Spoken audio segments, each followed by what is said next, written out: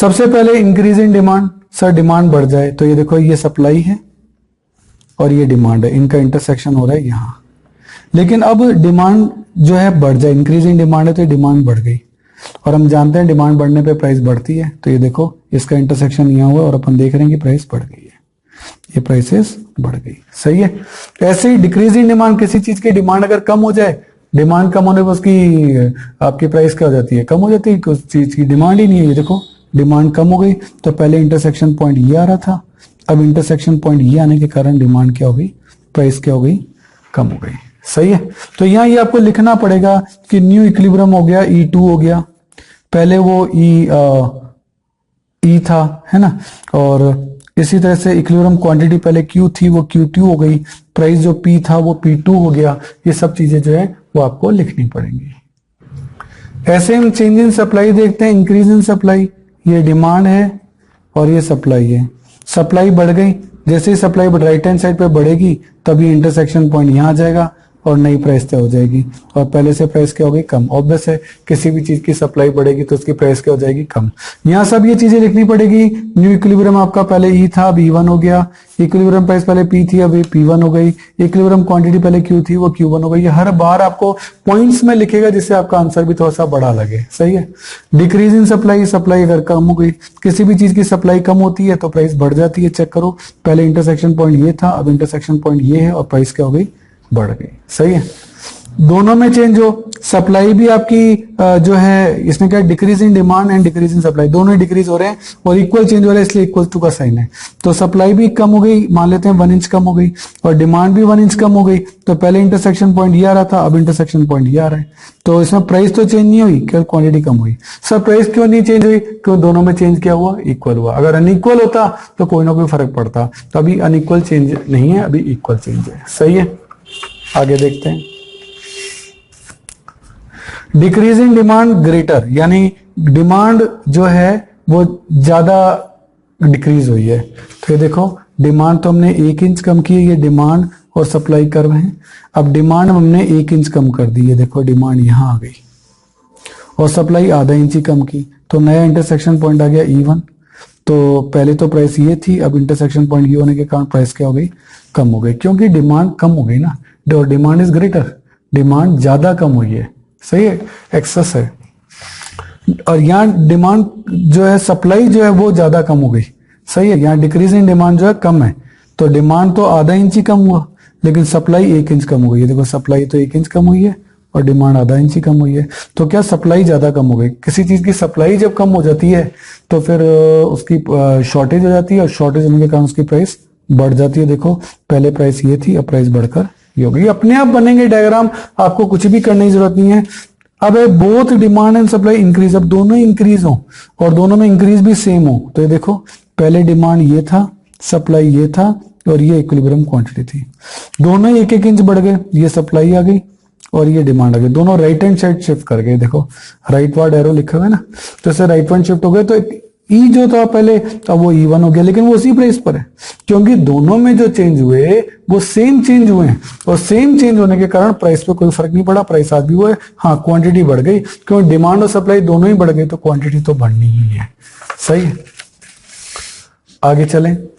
Increase in demand, demand ज्यादा बढ़ जाए, ग्रेटर देन का साइन है, तो देखो डिमांड यहां से 1 इंच बढ़ गई लेकिन सप्लाई यहां से आधा इंच ही बढ़ी, तो डिमांड ज्यादा बढ़ गई। किसी चीज की डिमांड ज्यादा बढ़ जाती है तो उसकी प्राइस भी बढ़ जाती है। तो चेक कर लो पहले ई था अब प्राइस बढ़ गया क्योंकि इंटरसेक्शन पॉइंट यहां है, प्राइस बढ़ गई है। सही है। हाथों से इनको आपको एक बार बनाना पड़ेगा। इंक्रीज इन डिमांड हुई है लेकिन कम इंक्रीज हुई, तो इस बार डिमांड तो आधा इंच इंक्रीज हुई है लेकिन सप्लाई 1 इंच इंक्रीज हो गई। इस कारण से पहले इंटरसेक्शन पॉइंट ये आ रहा था अब इंटरसेक्शन पॉइंट ये आ रहा है और सप्लाई ज्यादा बढ़ने पर प्राइसेस क्या होती हैं, कम होती हैं। ये बात मैंने आपको पहले ही लर्न करा दी है। यहां डिक्रीज इन डिमांड और इंक्रीज इन सप्लाई है, यानी सप्लाई तो आधा इंच बढ़ गई और डिमांड आधा इंच कम हो गई। सही है। तो डिमांड कम हो गई है, किसी चीज की डिमांड अगर कम हो जाती है और सप्लाई भी बढ़ रही है तो दोनों ही रीजन से भी प्राइस क्या होती है, कम होती है। पहले इक्विलिब्रियम यहाँ आ रहा था अब इक्विलिब्रियम यहाँ आ रहा है, तो देखो प्राइस क्या हो गई, पहले के कंपैरिजन में कम हो गई है। सही है। आगे चलें। Decrease in demand is greater than, यानी सप्लाई तो इंक्रीज हुई है आधा इंच और डिमांड जो है वो कम हुई है 1 इंच, ये देखो, और इनका इंटरसेक्शन पॉइंट यहां आ रहा है, पहले ई यहां था, सही है। अच्छा, इंक्रीज इन सप्लाई होती है, सप्लाई जब किसी चीज की बढ़ जाती है या डिमांड कम हो जाती है, दोनों से ही प्राइसेस भयंकर गिरी है, देखो कितनी गिर गई, तो दोनों ही रीजन लग गए, सप्लाई बढ़ने से भी प्राइस कम होती है और डिमांड कम होने से भी प्राइस कम होती है। Decrease in demand is less, decrease in demand कम है, यानी सप्लाई तो 1 इंच इंक्रीज हो रही है और डिमांड डिक्रीज हो रही है आधा इंच ही, सही है। तो आप देख रहे हैं कि सप्लाई ज्यादा इंक्रीज हो गई, किसी चीज की सप्लाई ज्यादा हो जाती है मार्केट में तो उसकी प्राइसेस कम हो जाती है। चेक करो, पहले इक्विलिब्रियम ये था, तो अब इक्विलिब्रियम ये है, प्राइसेस क्या हो गई, कम हो गई, सही है। ऐसे ही इंक्रीज इन डिमांड और डिक्रीज इन सप्लाई, तो आप यहां देख रहे हैं कि सप्लाई आपकी कम हो रही है और डिमांड बढ़ रही है। जब किसी चीज की डिमांड बढ़ जाती है तो उसकी प्राइस क्या हो जाती है, इंक्रीज हो जाती है। सेम सारे पैटर्न हैं सभी चीजों में, आप देखोगे इन डायग्राम में भी देखोगे कि इंक्रीज इन डिमांड, डिमांड बढ़ गई और सप्लाई डिक्रीज हो गई, दोनों ही रीजन ऐसे हो गए जिनसे प्राइसेस बढ़ेंगी। तो चेक करो, पहले इक्विलिब्रियम ये था, अब इक्विलिब्रियम ये है, तो प्राइसेस बढ़ गई। इंक्रीज इन डिमांड, किसी चीज की इंक्रीज इन डिमांड है और डिक्रीज इन सप्लाई, सप्लाई कम हो गई, सप्लाई भी कम हो गई और डिमांड भी बढ़ गई, दोनों ही फैक्टर से प्राइसेस बढ़ती है। तो चेक करो, पहले प्राइस ये थी ई पे, अब E1 के कारण प्राइस ये हो गई, प्राइसेस बढ़ गई, सही है। अब कुछ स्पेशल केसेस है, इन पे थोड़ा ध्यान लगाना, वो तो सब रूटीन थे। अब कहते हैं change in demand when supply is perfectly elastic, तो ये सप्लाई तो परफेक्टली इलास्टिक है, ये लो, ये सप्लाई का परफेक्टली इलास्टिक बन गया। देखो इसमें क्या है कि डिमांड बढ़ भी सकती है और कम भी हो सकती है, पर सप्लाई परफेक्टली इलास्टिक है कि चाहे डिमांड कितनी भी बढ़े कितनी भी कम हो, सप्लाई को उसी अकॉर्डिंग एडजस्ट किया जा सकता है। तो इससे देखो प्राइस पे कभी कोई फर्क नहीं पड़ता, क्योंकि डिमांड जितनी भी इंक्रीज और डिक्रीज होगी, सप्लाई उसी के अकॉर्डिंग एडजस्ट हो जाएगी, वो परफेक्टली इलास्टिक है, इसलिए प्राइस पे कोई फर्क नहीं पड़ेगा। और इसी को अपन देखेंगे, देखो अगर डिमांड परफेक्टली इलास्टिक है डी कर्व में, सप्लाई पहले ये थी, ये बढ़ जाए कम हो जाए, लेकिन प्राइस पे कोई फर्क नहीं पड़ता क्योंकि डिमांड परफेक्टली इलास्टिक है इस बार। अब यहां कहता है कि सप्लाई परफेक्टली इनलास्टिक है, ये सप्लाई देखो, ये सप्लाई परफेक्टली इनलास्टिक है इसलिए लिखा है। अब डिमांड अगर बढ़ जाए, डिमांड अगर बढ़ जाए तो सप्लाई तो बढ़ेगी नहीं, तो जैसे ही डिमांड बढ़ेगी तो मार्केट में उस चीज की शॉर्टेज हो जाएगी, शॉर्टेज होते ही आपकी प्राइस क्या हो जाएगी, बढ़ जाएगी। डिक्रीज इन डिमांड होगी तो माल जो है काफी ज्यादा हो जाएगा, ज्यादा हो जाएगा तो आपकी प्राइसेस क्या हो जाएंगी, कम हो जाएंगी। फिर यहां कहा कि डिमांड अगर इनलास्टिक है, डिमांड में कोई चेंज नहीं होगा, ये देखो। अब किसी चीज की सप्लाई बढ़ जाए, सप्लाई बढ़ जाए तो मार्केट में वो चीज ज्यादा आ जाएगी, ज्यादा आ जाएगी तो उसकी प्राइस कम हो जाएगी। यही सप्लाई कम हो जाए तो मार्केट में वो चीज शॉर्ट हो जाएगी, मार्केट में वो शॉर्ट हो जाएगी तो वो चीज की प्राइसेस बढ़ जाएंगी, वो चीज महंगी हो जाएगी। सब प्रैक्टिकल अप्रोचेज हैं। अब इसमें जो नया कॉन्सेप्ट आ रहा है वो आ रहा है गवर्नमेंट इंटरवेंशन। क्या सर प्राइसेस के अंदर गवर्नमेंट का इंटरवेंशन भी होता है? हाँ जी होता है, गवर्नमेंट इसमें इंटरफेयर करती है, क्योंकि गवर्नमेंट को काफी सारी पॉलिसीज को देखना पड़ता है। गवर्नमेंट को ये भी देखना पड़ता है कि ज्यादा प्रोडक्शन हो गया तो किसान के लिए दिक्कत हो जाएगी, क्योंकि उसको उसकी फसल का, उसकी क्रॉप का सही प्राइस नहीं मिलेगा, और अगर कम फसल हुई तो कस्टमर की दिक्कत हो जाएगी, कंज्यूमर की दिक्कत हो जाएगी, क्योंकि वो जितनी डिमांड कर रहा है उतना सामान नहीं मिलेगा। तो गवर्नमेंट को इंटरवेंशन करना पड़ता है। गवर्नमेंट इसमें दो तरीके से इंटरफेयर करती है, प्राइस सीलिंग लगाकर और प्राइस फ्लोर लगाकर। सर ये क्या होते हैं? देखो, प्राइस सीलिंग होती है नेसेसरी गुड्स के लिए। गवर्नमेंट ये चाहती है कि नेसेसरी जो गुड्स हो ना, उनकी प्राइसेस एक लेवल से ज्यादा ना बढ़े। कहता है प्राइस सीलिंग लगाई थी गवर्नमेंट उस पे कि fixing the maximum price of a commodity at a level lower than the equilibrium price. कि गवर्नमेंट कह रही है कि देखो डिमांड ये है, सप्लाई ये है, प्राइस और क्वांटिटी तो ये तय हो गई, लेकिन ये प्राइस आपने तय किए 15 रुपए, मार्केट ने तय किए, आपने नहीं, मार्केट ने तय किए। लेकिन गवर्नमेंट कहती है कि यार इसकी प्राइस किसी भी कीमत पर 10 रुपए से ज्यादा नहीं होनी चाहिए। ये गेहूं है, व्हीट है, ये लोगों के बेसिक खाने की चीज है। दैट्स वाई गवर्नमेंट जो है इस पे 10 रुपए का प्राइस जो है वो सीलिंग लगाई थी। ये देखो, अब 10 रुपए की प्राइस पर कोई बेचने को तैयार नहीं है। सप्लायर कहता है भाई साहब मैं तो इस प्राइस से बेचूंगा। अब इस यहां जो अगर वो बेचेगा वो कहेगा यार 10 रुपए में कैसे बेच दूं। तो अब इस लेवल पे डिमांड ज्यादा है, देखो ये डिमांड कर रहा है, ये डिमांड ज्यादा है, और यहाँ सप्लाई कम है क्योंकि सप्लायर बेचने को तैयार नहीं है। तो ये एक्सेस डिमांड है क्योंकि डिमांड ज्यादा है और सप्लाई कम है, तो यहाँ शॉर्टेज हो गई। ये शॉर्टेज कौन पूरी करेगा? ये शॉर्टेज गवर्नमेंट पूरी करेगी, क्योंकि गवर्नमेंट ने तो प्राइस सीलिंग लगाई है। गवर्नमेंट ने तो कहा कि 10 रुपए से ज्यादा में नहीं बेचना है, तो वो कहती है मार्केट में चलो तुमको ये महंगी मिल रही है ना, हम तुम्हें राशन की दुकान पे एक्स्ट्रा सप्लाई कर रहे हैं, वहां तुम 10 रुपए में ही खरीद लो। तो इस तरीके से 10 रुपए में वो चीज पब्लिक को अवेलेबल करा दी जाती है। इसी को बोलते हैं प्राइस सेलिंग। गवर्नमेंट गेहूं, चावल, चीनी जैसी चीजों के ऊपर इस तरह से राशन की दुकानों पर इन चीजों को अवेलेबल कराती है। तो अब गवर्नमेंट इसके लिए क्या करती है? राशनिंग करती है, राशन की दुकानें लगाती है।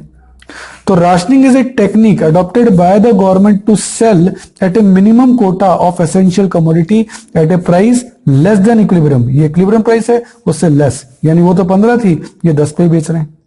किसको? टू द पुअर कम्युनिटी, हम बीपीएल, बिलो पॉवर्टी लाइन जो लोग होते हैं, उनको दी जाती है चीपर प्राइस पे, सस्ती प्राइस पे। Under this system consumer are given ration card, coupon to buy the commodity at cheaper price from the ration shop. Ration shop पे जाकर वो अपना राशन कार्ड या कूपन दिखाकर सस्ती रेट्स पर आप सामान को ले सकते हैं। But price ceiling through rationing system has certain drawback. Black marketing होने लगी। सही है। इसमें क्या होता है?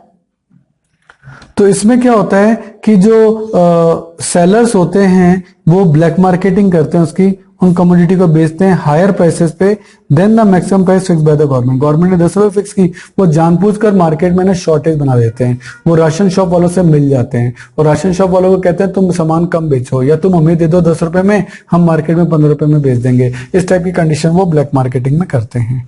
और difficulty in obtaining goods from ration shop, ration shop वाले भी जो चीजें हैं वो दबा के बैठ जाते हैं और कंज्यूमर को बेचते नहीं। Consumer have to stand in long queues, उनको लॉन्ग क्यूज में खड़ा करते हैं। अब लॉन्ग क्यूज में जब वो खड़ा कर देते हैं तो उनको परेशानी होती है, इसलिए मजबूरी में उनको वो चीज जो है 10 रुपए में नहीं, मार्केट में जाके 15 रुपए में खरीदनी पड़ती है, क्योंकि राशन शॉप पे तो लंबी लंबी क्यूज लगी हुई है, उसका टाइम खराब हो रहा है। वो मजदूर आदमी अगर मजदूरी पे नहीं जाएगा तो उसे मां नुकसान हो जाएगा। तो इस तरीके से ये 2 कमियां इसके अंदर हैं।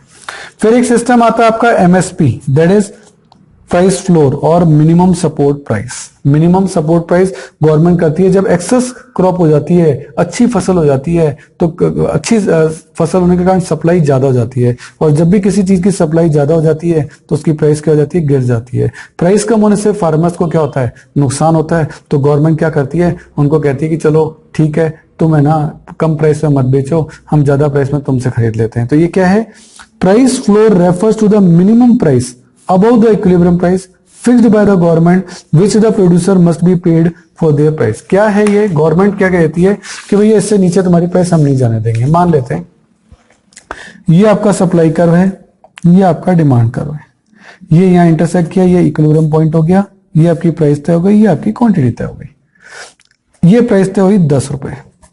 अब फार्मर जो है वो कह रहा है कि भाई साहब मेरे हिसाब से ये चीज 15 रुपए की होनी चाहिए, फसल खूब ज्यादा हो गई है, इससे डिमांड और सप्लाई की पावर्स के कारण, प्राइस मैकेनिज्म के कारण प्राइस हो रही है 10, मुझे इससे नुकसान हो रहा है। और वो सड़कों पे आता है, आंदोलन करता है, तोड़फोड़ करता है, तो गवर्नमेंट को उस पर प्रेशर बन जाता है। तो गवर्नमेंट कहती है कोई बात नहीं, 10 रुपए में तुम मार्केट में मत बेचो, 15 रुपए में हम खरीद लेंगे।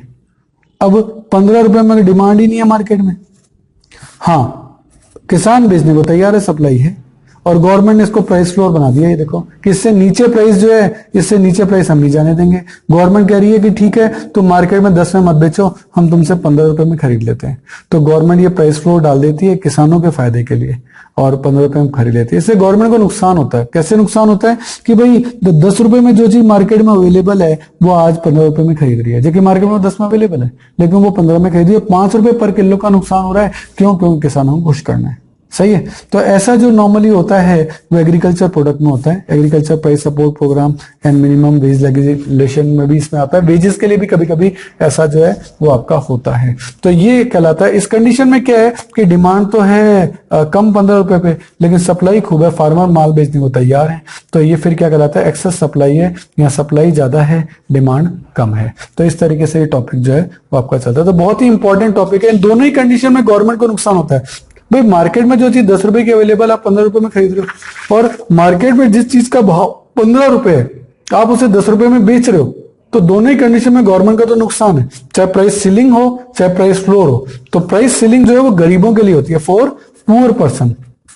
कि गरीबों को सस्ती रेट पे माल मिले, है ना। और वाइल अगर प्राइस फ्लोर की बात होती है, वो फार्मर्स के पॉइंट ऑफ व्यू से होती है कि उनको उनकी फसल का भाव जो है वो ऊंचा मिले, जिससे कि किसानों को जो है वो लॉस नहीं हो। इस कंडीशन में इसको देखा जाता है। सही है। अब ये पूरे चैप्टर का चार्ट है, वही चीजें समझाई गई है। चेंजिंग डिमांड, चेंजिंग सप्लाई, है ना, इंक्रीजिंग डिमांड राइट वर्ड हो जाए, लेफ्ट वर्ड हो जाए, ये सब चीजें को पूरे चैप्टर की समरी जो है ना वो इसके अंदर बनाई गई है। तो आप सारे चार्ट जो है वो यहाँ से देख सकते हैं। बाकी इसके लिए मैं आपको कहूंगा कि जितने भी चार्ट है ना आप खुद बनाकर देखें। एक बार आप हाथ से बनाएंगे ना तभी आपको इसकी प्रैक्टिस होगी। बहुत आसान है, एक बार आप चार्ट बना लेंगे, आप टैली कर लेना। मैंने सारे चार्ट आपके इसमें 25 चार्ट हैं इस चैप्टर के अंदर, सारे के सारे मैक्सिमम जो चार्ट हैं वो मैंने चैप्टर के अंदर दिए हैं। आप इजीली पहले पूरे चार्ट बनाइए और टैली करिए कि हाँ भाई आपने सारे चार्ट बनाए हैं या नहीं। सही है। तो चैप्टर बहुत इजी है, बेसिकली डायग्राम बेसिस है। और प्राइस फ्लोर और प्राइस